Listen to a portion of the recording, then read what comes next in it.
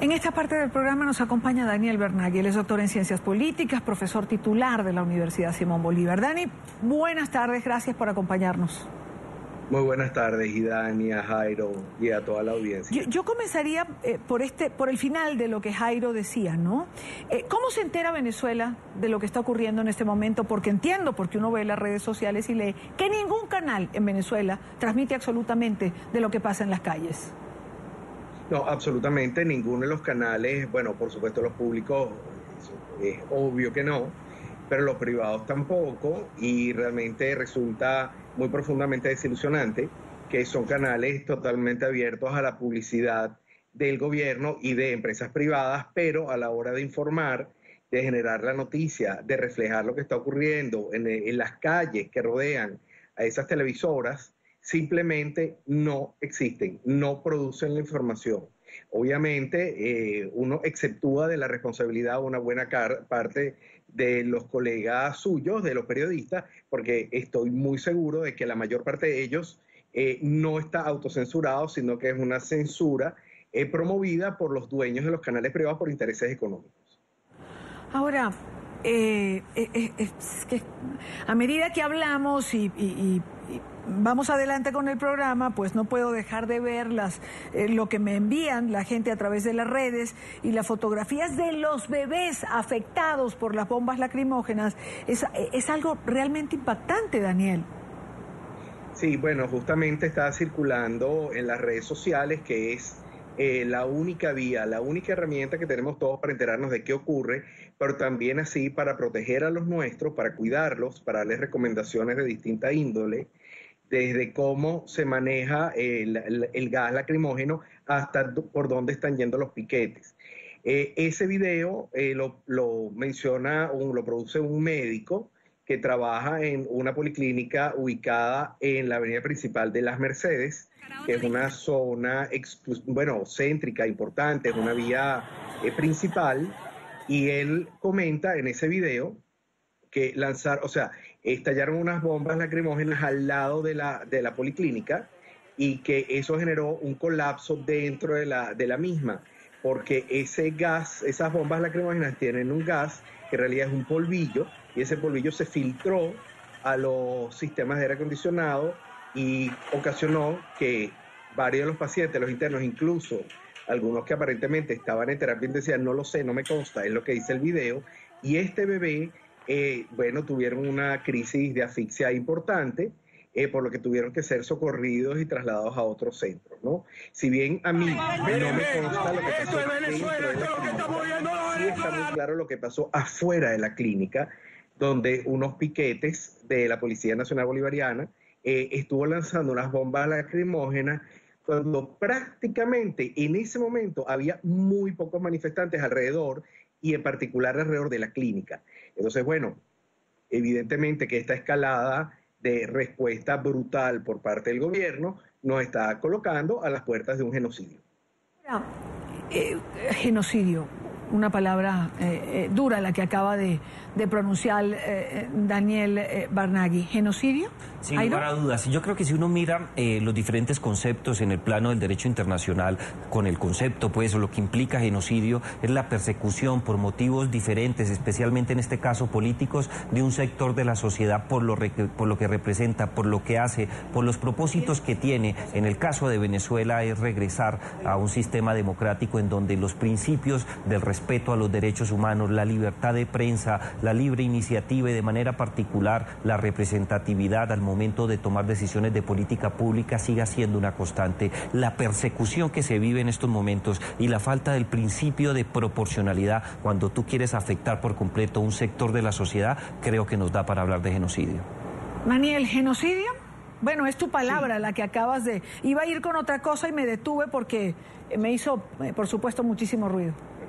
Yo le agradezco porque realmente yo creo que es importante revisar los conceptos, porque el único genocidio no es el que quizás algunos tenemos en la cabeza, que es la Segunda Guerra Mundial, claro, o lo que ocurrió en Ruanda o en Darfur, sino hay formas de genocidio que son lo que se llaman los genocidios del mediano y largo plazo por efectos químicos.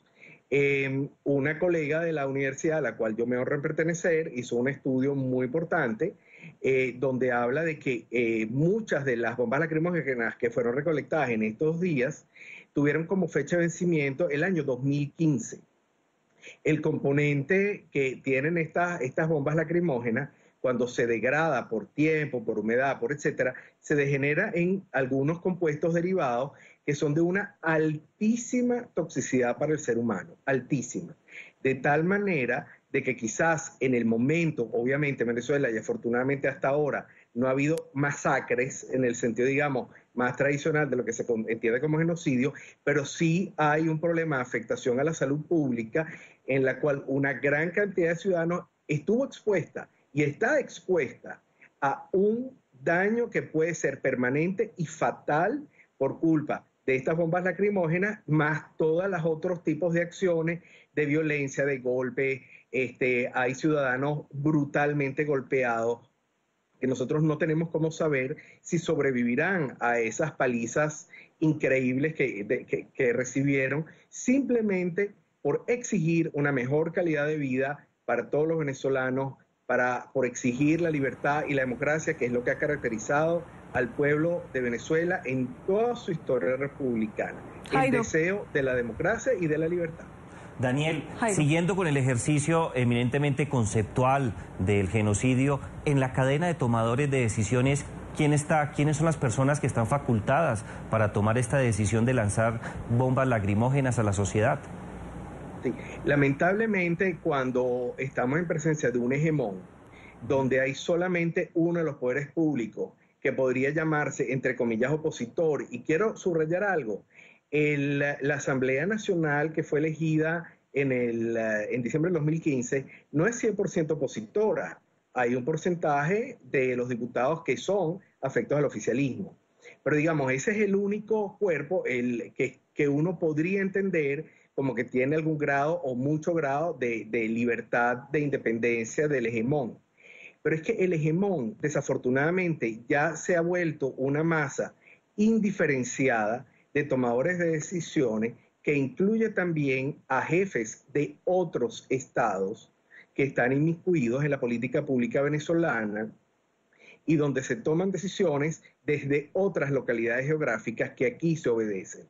De tal manera que mencionar a una, a dos o a tres personas como que quién es el dedo ejecutor sobre el botón rojo no es lo que mejor describe la realidad venezolana, sino más bien entender qué es el comunismo atrasado, el comunismo retrógrado, que no quiere soltar el poder, el que todos a la vez están apretando ese botón rojo en contra de la población inocente de los venezolanos.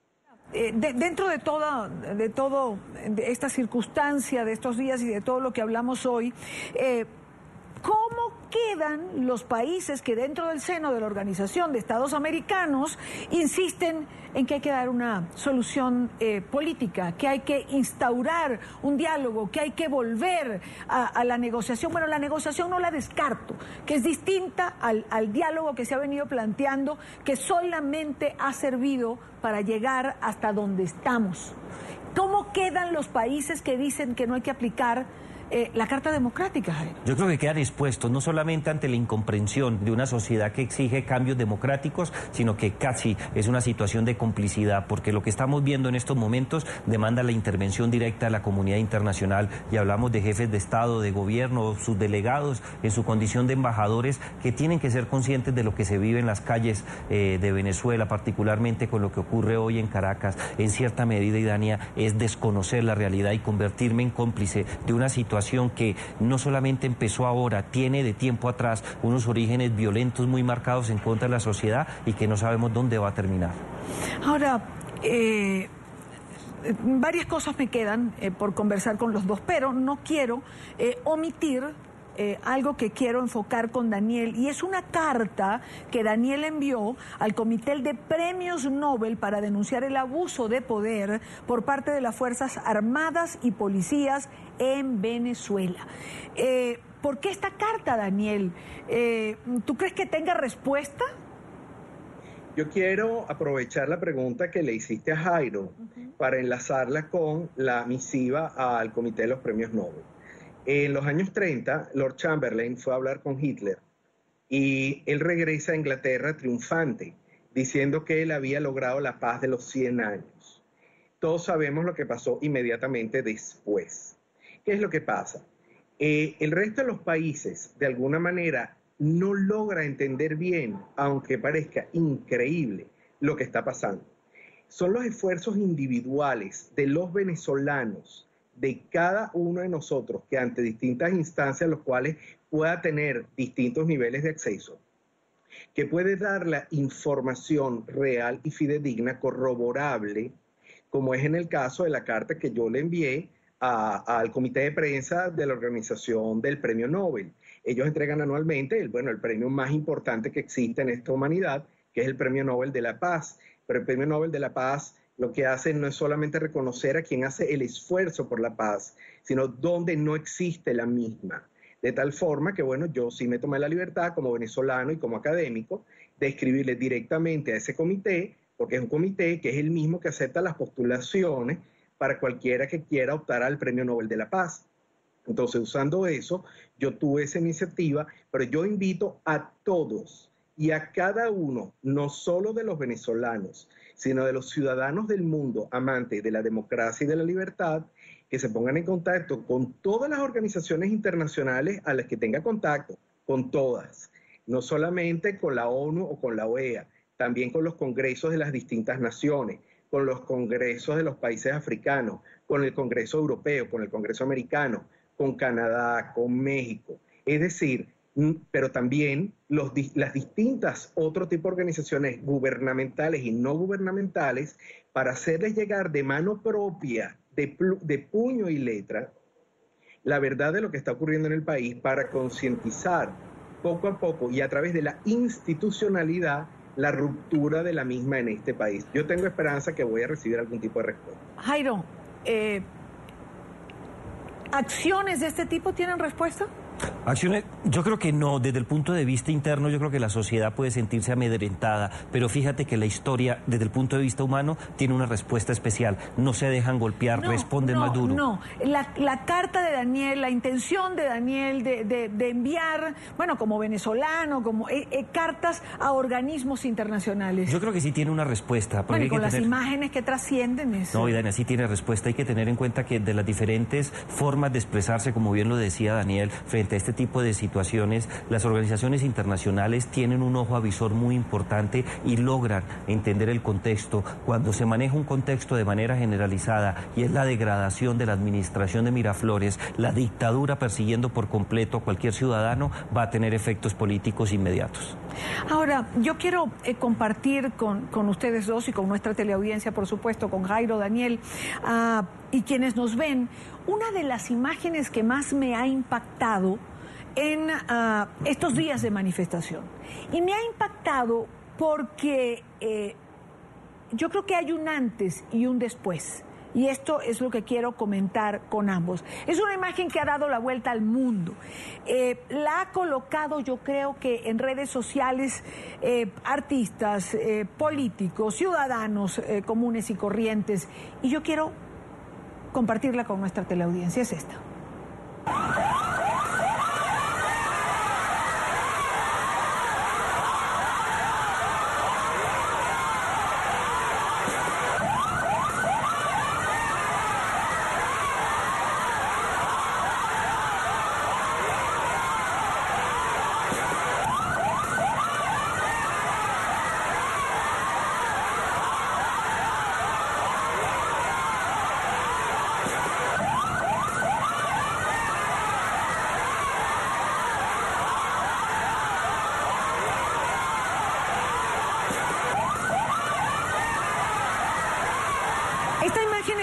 Esta imagen que repetimos una y otra vez, ustedes lo ven allí, es personal de la Guardia Nacional de Venezuela, empuja a este joven, lo tira contra el piso y el muchacho se levanta, no le da miedo, va hacia donde están los guardias y escupe el escudo que tienen. Le han podido meter un tiro. Es decir, esta imagen para mí tiene un antes y un después. ¿Qué traduce para ti, Jairo? Se perdió el miedo ante la dictadura, se perdió el respeto por el propio cuerpo humano y se busca de una manera especial ser frentero frente a personas que tienen la capacidad de agredir sin ningún límite. Cuando se rompe ese miedo, y Dania, es cuando las revoluciones dan un paso especial. Revolución en el sentido de tener la capacidad, mediante la protesta, de cambiar un régimen dictatorial. Daniel, ¿qué traduce esta imagen para ti? Que las Fuerzas Armadas venezolanas, tanto la Policía Nacional Bolivariana como la Guardia Nacional, están comenzando a tener miedo, están comenzando a entender que ellos son responsables a título individual, intransferible y personal de cualquier delito de lesa humanidad que ocasione. Obviamente cuando ellos están juntos todos, hay una fuerza de choque, pero dentro de ellos, a título individual, ya hay cada vez más la siembra de ese miedo de hasta qué punto voy a llegar yo haciéndole caso a alguien que quizás no va a pagar las penas, las voy a pagar yo, porque en Venezuela, desafortunadamente, la historia es lo que dice, las penas los pagan los más inocentes, los de más bajo rango, cuando muchos de ellos con muchísimo dinero logran escaparse a sus exilios dorados. Así que ese discurso de los derechos humanos, de que es intransferible la responsabilidad cuando se comete un delito de lesa humanidad, está comenzando a ser mella. Tú dijiste, y me pareció muy acertado, ellos no golpearon, después al muchacho lo empujaron, es cierto, pero hasta ahí ellos retrocedieron. Eso me llamó mucho la atención. Ahí está esa rendija de esperanza que yo comienzo a tener.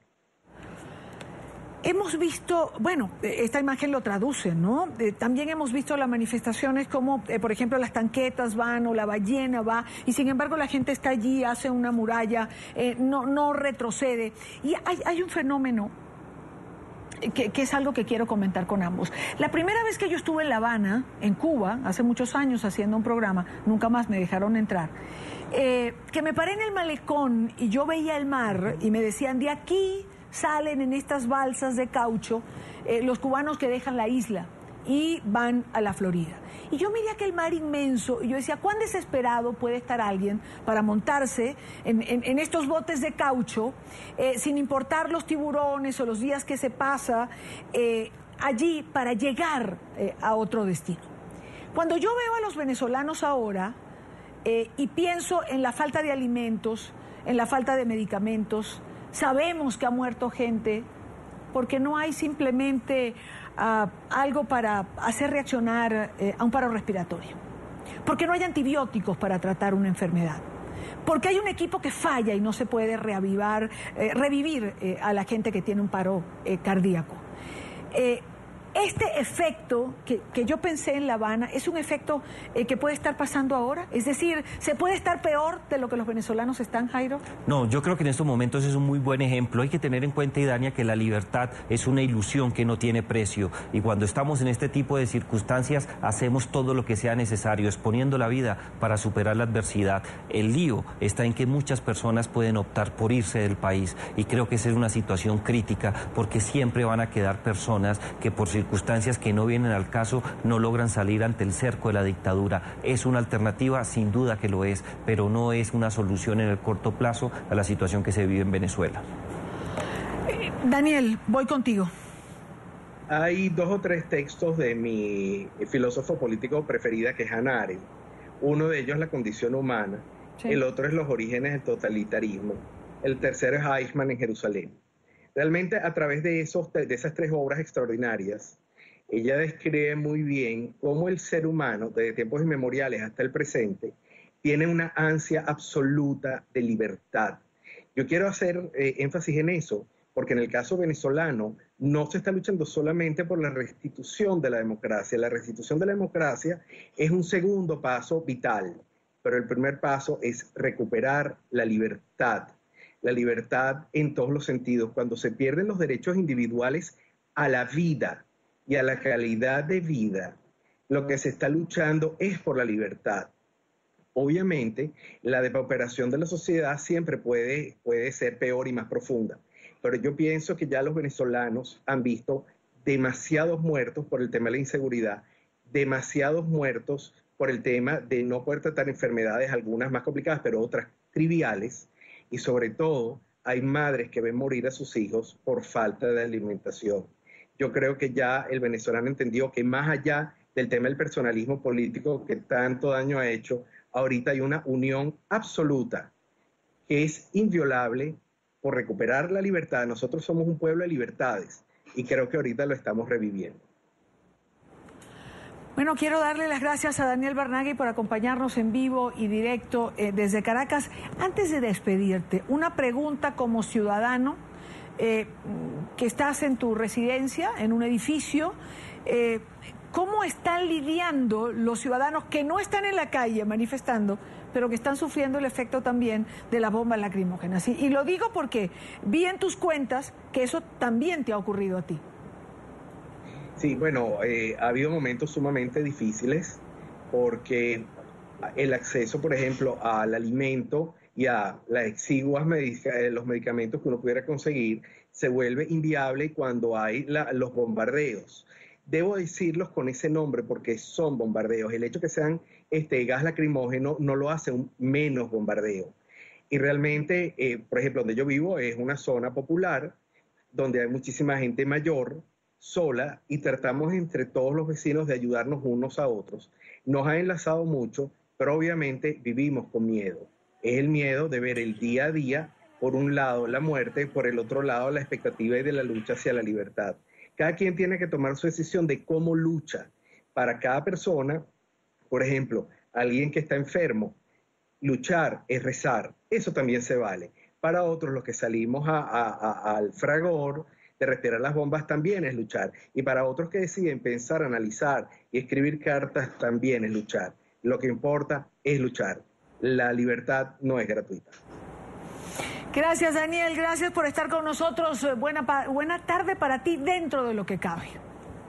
Muchísimas gracias. Gracias por la entrevista. Saludos a Jairo y a toda la audiencia. Un abrazo, Daniel.